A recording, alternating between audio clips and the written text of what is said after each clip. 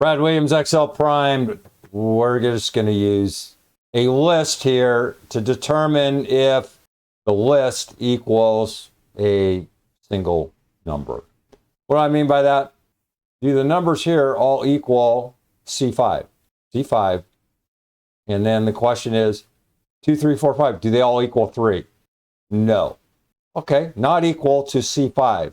We can just use COUNTIF D5 not equal to C5. All right. And then equal total. How many equal C5? Let's take a look here. C5, D5, C5. Well, we counted ourselves here. That's a screw up. We don't want to do that. We want to go D5 to, and then we just change that down here. Control D, equal total, F9. I think that's what they're trying to get across here.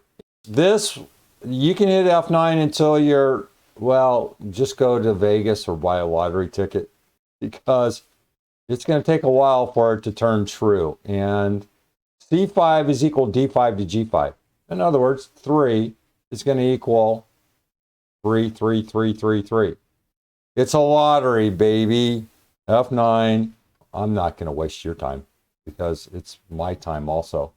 Not equal to C5. D5 to G5 is not equal to C5. And this, you're going to get then, or a better result with this output than this one.